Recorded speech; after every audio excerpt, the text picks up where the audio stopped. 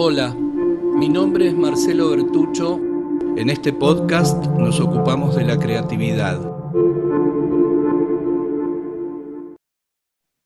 En el oráculo de Delfos, el oráculo más importante del mundo antiguo, donde iban las personas a consultar acerca de su futuro, de sus incógnitas, había unos preceptos plasmados sobre la piedra, sobre las columnas.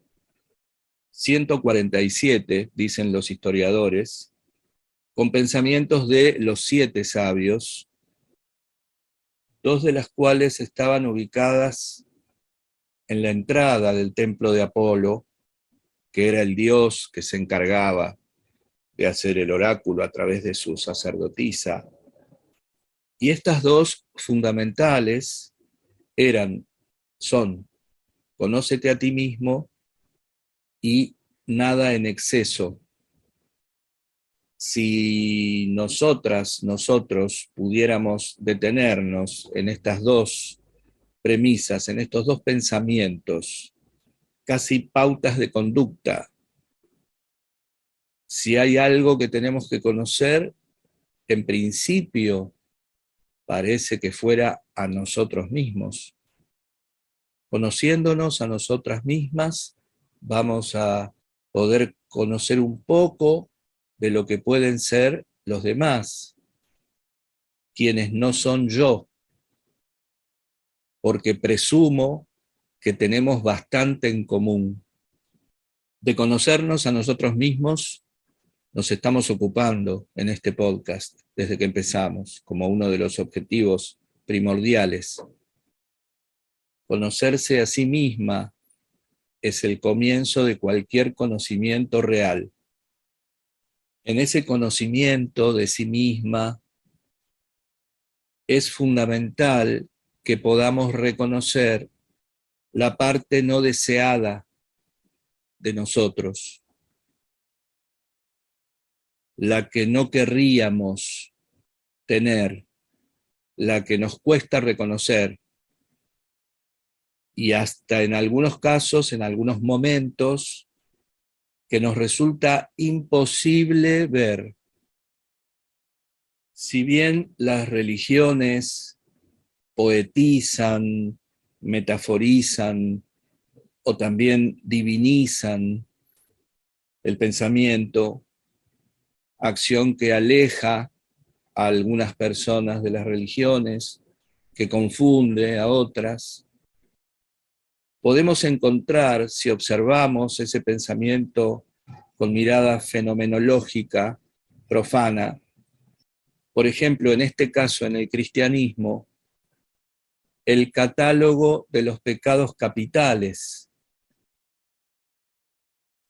Capitales porque son el origen de todos los demás pecados.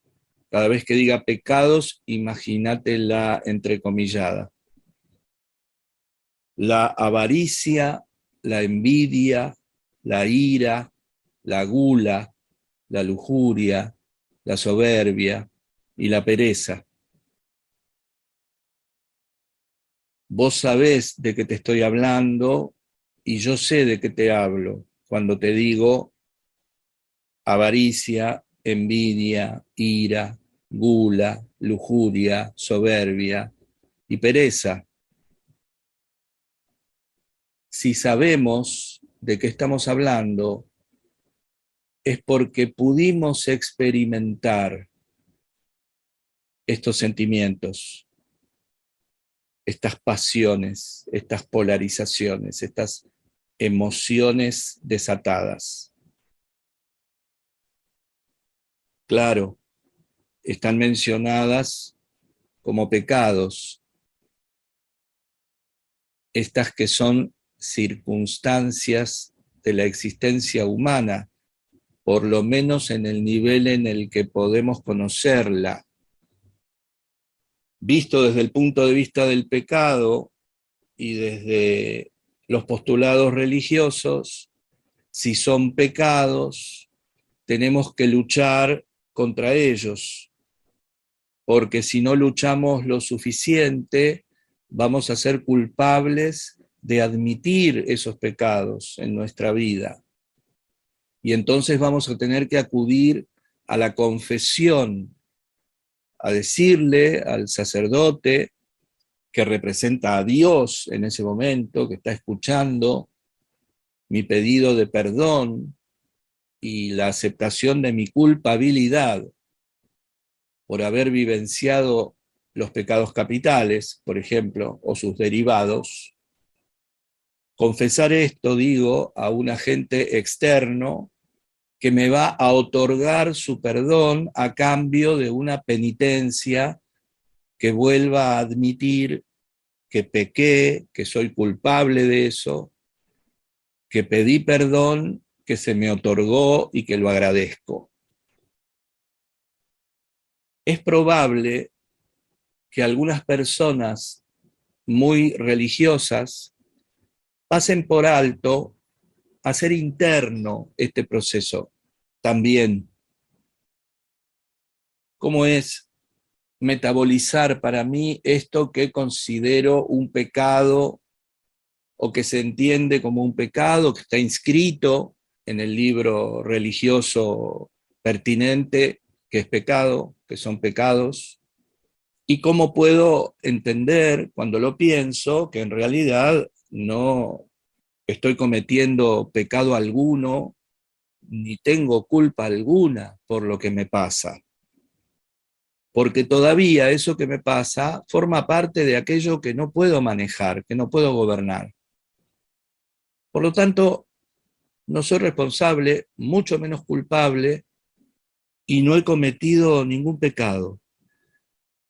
Puedo entender esto internamente, porque digo que no lo puedo evitar, que no lo puedo gobernar, porque esto forma parte de la naturaleza humana. Nadie que me esté escuchando podrá decir, no sé lo que es la avaricia, ni la lujuria, ni la pereza, ni la gula, ni la envidia, ni la soberbia, ni la ira. No sé de qué se trata. Reconozco el sonido de la palabra, sé que se trata de una cosa horrible que le pasa a la gente, pero de la que yo no tengo idea, no sé lo que es. Esto es lo que genera ese tabú. Nadie fue, a nadie le pasa. Sé lo que es la envidia porque lo busqué en el diccionario, pero no termino de darme cuenta qué se sentirá. ¿Qué sentirá un envidioso? Fíjate que además el hábito hace un envidioso, un perezoso, un soberbio, un avaro, un amarrete, un iracundo, un violento, un angurriento. Estigmas, ¿no? Sin duda. De los que además no te podés librar nunca más, porque una vez que fuiste la envidiosa, el soberbio, la lujuriosa, el iracundo, en un grupo que trabaja poco consigo mismo, quieras o no, vas a tener que seguir siendo eso para toda la vida. No tenés posibilidad de cambio, porque el grupo no te lo permite. Porque si cambiás, se desestabiliza el grupo de personas que no trabajan sobre sí mismas, que están enfocadas en el afuera, que les parece que todo está afuera de sí. Entonces, parte de la premisa del oráculo de Delfos, conócete a ti mismo, tiene que ver con la aceptación de este aspecto sombrío, no deseado, de difícil reconocimiento, que conforma también parte de nuestro ser. Traerlo a uno es una forma de conocerse. Como todo aquello con lo que nos vinculamos en el mundo y que no somos nosotras, lo integramos a nosotros. nos vinculamos con eso y descubrimos alguna novedad. Por ejemplo, además de la confesión, siguiendo con este ejemplo de prácticas cristianas, católicas específicamente, también podemos ver cómo funciona la confesión a nosotros mismos, poder aceptar que hemos tenido un sentimiento de lujuria, que hemos sentido envidia, que hemos tenido un acto de avaricia, que pudimos haber ayudado a alguien con dinero y decidimos no hacerlo por avaricia únicamente, que fuimos iracundos, que tuvimos sentimientos violentos, etc. Y al aceptar estos rasgos, estos comportamientos en mí mismo, puede facilitárseme el aceptarlos en las demás personas. Y entonces a lo mejor dejaría de juzgarlas, porque al juzgarlas me estaría juzgando también a mí, porque yo sé lo que es vivenciar esos 7 pecados capitales. A mí me pasa y a vos te pasa. Puedo reconocerlo en vos porque lo reconozco en mí. Y además nunca puedo estar seguro de que no me vuelva a pasar. Nunca puedo estar del todo seguro de que no voy a volver a perder las riendas del carruaje, que no voy a perder el gobierno sobre mí, que no voy a ser víctima de un rapto emocional. Yo puedo hacer todo lo posible para que eso no suceda, pero no puedo asegurar que no va a suceder, y la propia experiencia me lo dice. Incluso en algunos casos me ha pasado que cuando con más seguridad yo creía haber superado alguna conducta negativa, tóxica, no constructiva, no creativa, volvía a trastabillar casi inmediatamente, como una respuesta del universo a esa tontería, ¿no? A estar seguro de que a uno no le va a volver a pasar algo. Sabemos, podemos estar seguros de lo que hacemos nosotros ahora para evitar que algo suceda. Y por supuesto, además del perdón de Dios y del sacerdote que intercede ante vos por él, el tuyo propio, que vos puedas también, si crees que fuiste culpable de cometer un pecado, siguiendo con la terminología cristiana, puedas perdonarte empáticamente. Una palabra que muy rápido empezó a vaciarse de sentido y a mí a veces hasta me resulta incómodo utilizarla, porque se utiliza para decir cualquier cosa. Hablamos de poder establecer este vínculo, de saber, de intuir, de poder imaginar, de poder hacer de cuenta que percibo lo que percibe la otra persona, que puedo saber lo que le está pasando. Esto empieza, decía antes, con el estudio de mí, con el conocimiento de mí. Entonces, me perdono, fíjate. Y si me puedo perdonar, también te puedo perdonar a vos.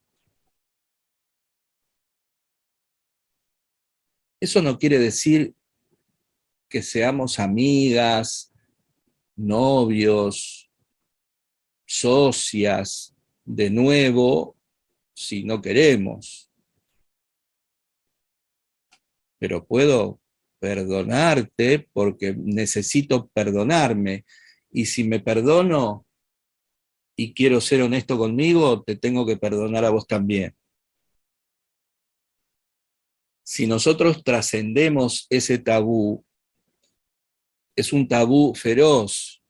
Tengamos presente esto, estamos en el 2021, etcétera, todo eso que se dice, de que aparentemente seguimos en la ilusión de que somos los dueños de todo, de que todo está a nuestra disposición, a nuestras expensas, a nuestro arbitrio, a lo que nosotros queramos, y sin embargo somos víctimas de un tabú que no ha sido superado todavía en toda la historia, el de poder reconocer la propia miseria, para también saber reconocerla en los demás, y para que las demás también puedan revelárnoslas con la tranquilidad de que no van a ser castigadas, señaladas ni acusadas. Así como yo voy a poder manifestar estos sentimientos desagradables que pretendo trascender, que pretendo dejar atrás, por lo menos el mayor tiempo posible, poder manifestarlos sin sentir la amenaza de ser señalado, acusado, expulsado, castigado, etc. Porque si nosotros no tenemos ese espacio de confianza, de libertad, esas condiciones dadas de aceptación, de transparencia, de escucha, que te prometí la semana pasada que íbamos a hablar, pero este asunto del que estamos hablando me atropelló durante estos días y preferí dedicarme a esto hoy, que es más, que lo tengo más a mano, y dejar la escucha para la próxima. En esas condiciones sería posible hacerle frente entre las personas a las propias envidias, lujurias, gulas, soberbias, perezas, avaricias, iras. Pero mientras se sostenga el tabú, la única alternativa que nos queda es negarlo, tergiversarlo o reprimirlo. Ninguna de esas acciones es creativa. Es bueno tenerlo siempre presente. Porque no se trabaja con lo que se niega, lo que se tergiversa o lo que se reprime. Vamos, defenderse podría ser la síntesis. Esa defensa que deja de ver lo que hay, no hace nada con eso que hay, porque no lo ve. Entonces eso que hay no se transforma, queda ahí como es. Algunos dicen hasta que empeora a nuestras espaldas, eso que no se trabaja.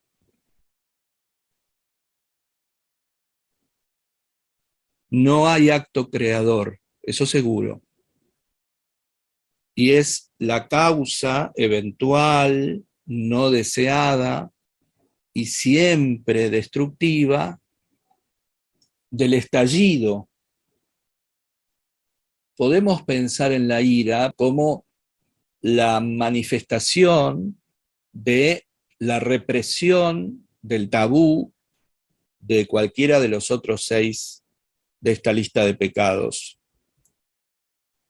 Es muy práctico lo que estamos pensando. No hay más que intentar llevarlo a la acción.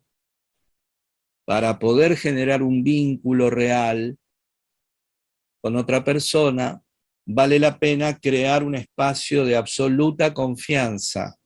Automáticamente podrán aparecer voces que dicen, bueno, pero confianza absoluta no se puede, bueno, pero todo tiene un límite, bueno, pero cada uno debe resguardar su individualidad, bueno, pero ¿y qué pasa con el mundo privado? Sí, todo eso también, pero todo ahí en el trabajo, no archivado, como dado por hecho, en el trabajo. ¿Hasta dónde puedo llegar con esta persona siendo absolutamente genuino, sin tener que usar en ningún momento una careta, sin tener que decir en ningún momento algo que no es del todo congruente con lo que siento o lo que pienso? Pero temo ser castigado si revelo la verdad, si soy congruente conmigo mismo.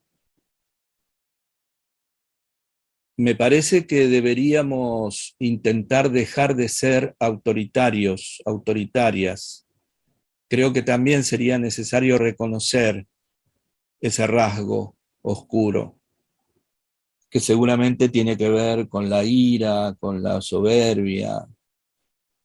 Somos autoritarias, autoritarios con los demás, con nosotras, con nosotros. Y nos haría muy bien a cada uno, cada una, y a la comunidad en general, que dejáramos de serlo, que dejáramos de poner el autoritarismo fuera de nosotros, dejar de obcecarnos en que autoritarios son los demás, autoritarias son ellas. Autoritarios somos todos. Tenemos que empezar por ahí. Algunos más, otros menos. Algunos más conscientes, otros menos. Algunos lo tienen más trabajado, otros menos. Pero somos todos.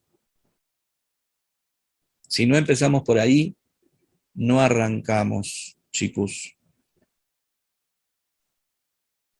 Entonces, una relación de amistad quizá sea esa relación terapéutica de la que habla Rogers, cuando una relación genera un espacio de seguridad psicológica, de confianza, de aceptación, de transparencia, de escucha. Esa relación terapéutica necesariamente es una relación creativa, es un vínculo creativo, ya solo por el hecho de que uno de sus objetivos de trabajo es entrenar la percepción realista y completa de la experiencia. Porque nosotras aprendemos una realidad que no coincide con la que luego percibimos, sin culpas. Es realidad tuya, mía, ahora. Pero aprendimos cosas que nos decían qué era la realidad, cómo funcionaba, que nunca pudimos hacer coincidir con lo que sentíamos de cómo era y de cómo funcionaba, de cómo es y de cómo funciona. No es que nadie enseña a ser amigo, a ser padre, a ser pareja, etc. Es que se enseña equivocado. Se enseña una enciclopedia de creencias arbitrarias, de distorsiones naturalizadas, de saberes quietos, como de museo, de conclusiones de experiencias de otros, de literatura de experimentos ajenos y de otro tiempo y de otro espacio, que no se nos ajustan a la realidad que percibimos. Entre ellas está el tabú. Y también pensábamos en que nadie puede decir que está libre, por ejemplo, de un estallido emocional, de una explosión de ira. Cuando está sucediendo ese desborde emocional desatado, incontrolable, es imposible de detener. La emoción ocupa todo. No hay lugar para la reflexión, para la utilización de la lógica, para el descubrimiento de sistemas, para la toma de distancia, para la observación fenomenológica. No hay espacio para eso. No hay espacio para la aceptación, para la escucha empática, para la transparencia, no hay lugar para nada más que para la furia desatada, para el incendio y el terremoto. Pienso, si tenés ganas de vincularlo, es muy interesante en los conceptos de Dionisíaco y Apolíneo de Nietzsche, en el nacimiento de la tragedia o el origen de la tragedia, o etcétera. En Bacantes, especialmente de Eurípides, en toda la tragedia griega como cuerpo literario, pero sobre todo en esta última obra de ese ciclo, la última obra conservada y también última obra de Eurípides, que incluso se estrenó póstumamente, dice la historia, en la que se plantea un enfrentamiento bien concreto entre las fuerzas de lo incontrolable y las fuerzas del orden de lo controlable, ¿no? El control frente al descontrol, el orden frente al caos, así de limpio, así de neto. En la obra lo que vemos es que cuando ese caos pretende ser negado, silenciado, ocultado, negado, distorsionado, reprimido, tarde o temprano, estalla de la peor manera. En los estallidos, como en las batallas, no hay verdaderos vencedores. Todos recibimos las esquirlas de los estallidos, todos sufrimos el estrés del estallido y las consecuencias posteriores, el sacudimiento, la sorpresa, lo imprevisto, el desborde. Cuando la razón vuelve, se revelan esos daños. Ya estamos en la segunda premisa que mencionaba al principio del oráculo de Delfos. Estamos en nada en exceso. En Bacantes, cuando uno de los personajes, la reina Ágave, despierta de su caos desatado, se encuentra con que el león con quien ella creía haber estado luchando y a quien logró descuartizar junto con sus compañeras bacantes y cortarle la cabeza y traerla como un trofeo, en realidad era su hijo, el rey que abogaba por el orden absoluto, por la ausencia absoluta del caos, por la ausencia perpetua de Dionisos y del espíritu dionisíaco. Como cuando te despertás de una gran borrachera y empezás a atar hilos de lo poco que te vas acordando. De esa manera nos arrastra la ira. Por supuesto que no es deseado porque justamente hiere a todo el mundo, le hace daño a todo el mundo. La semana pasada, el día de mi cumpleaños, yo había espontáneamente grabado un podcast medio fuera de la rutina, impulsado por un estado de emocionalidad desbordada que me hizo pensar todo el tiempo mientras lo grababa, lo editaba y lo publicaba, que estaba haciendo lo correcto, que estaba siendo congruente con lo que sentía y con lo que pensaba en ese momento. Sé además que afortunadamente a muchas personas que lo escucharon, que llegaron a escucharlo, les fue de utilidad cierto estilo confesional, autorreferencial, exaltado, emocionalmente polarizado, una expresión no reflexiva, casi animal, de pedido de ayuda, de pedido de alerta, de signo de defensa.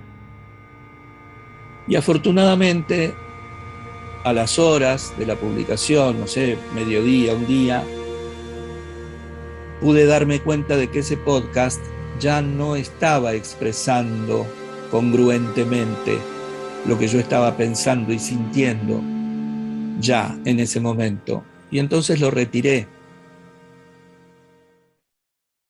El estallido, si bien podemos hacer todo lo posible para que no se produzca, puede sorprendernos en cualquier momento. Pero es importante que sepamos, que recordemos que eso que sentimos en ese momento de emoción desbordada no es toda la realidad, ni siquiera es la realidad fenomenológica, la que podemos observar cuando estamos más organizados. El estallido emocional puede sorprendernos en cualquier momento, como a traición. Pero nosotros podemos hacer algo, aunque eso sea pedir ayuda, si hiciera falta, para presentar resistencia creativamente a esto. Lo que se puede cuando se puede. Es responsabilidad nuestra que no dure, que no se perpetúe, que no se cristalice, que no se convierta en verdad universal eso que nos pasa en el momento de la emoción desatada, en el ataque de ira, y podamos hacer uso de la asertividad, que tiene mucho que ver con estas dos máximas, con estos dos preceptos: conócete a ti mismo y nada en exceso. Porque la asertividad necesita, como la creatividad, una percepción realista y completa de la experiencia. Y en la percepción realista y completa de la experiencia individual está el otro, la otra, lo otro. Entonces, cada vez que voy a llevar adelante una acción o voy a emitir una palabra, imperativamente voy a tener en cuenta a quien no soy yo, a lo que no soy yo, y que va a haberse comprometido en esto. La asertividad me va a permitir conocer cada vez mejor la zona que trasciende la dualidad. Digo la verdad aunque te duela, como te va a doler, no te digo la verdad. Nos ayuda la asertividad a trascender este concepto binario y elegir el camino de decirte toda la verdad, haciendo todo lo posible para que no te duela,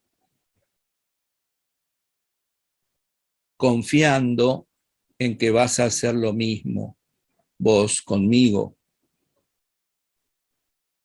Desde un punto de vista estrictamente creativo, también podemos ver cómo funciona la fuerza que constituye lo que quiero expresar, lo que quiero hacer, lo que te quiero decir, con su resistencia natural, necesaria excluyentemente para que se produzca el acto creador, que es el otro, la otra, lo otro, el límite que necesito para generar actos creadores.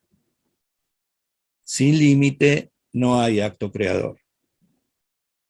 Y el primer acto creador es el vínculo con las demás personas. No habrá habido necesidad de reprimir, negar, tergiversar, nada. Todo está a la vista. Y seguramente la explosión no sucederá, porque no hay nada que necesite explotar. Algo que siempre vale la pena pensar, que asocio con esto, es la pregunta acerca de lo trágico. Yo mismo hace unos minutos te decía que el ataque de ira es impredecible, e ingobernable e inevitable. Ahora, ¿esto es un elemento trágico? ¿Nosotros no podemos hacer nada para evitar esos estallidos emocionales que nos hacen tanto daño a nosotros y a todo y a todos lo que nos rodea? No parece que sea posible en el momento en el que sucede la erupción del volcán, pero sí es seguro que puede hacerse mucho desde antes. Y todo eso que se puede hacer es el contenido de este episodio que acabas de escuchar. Gracias por escucharme.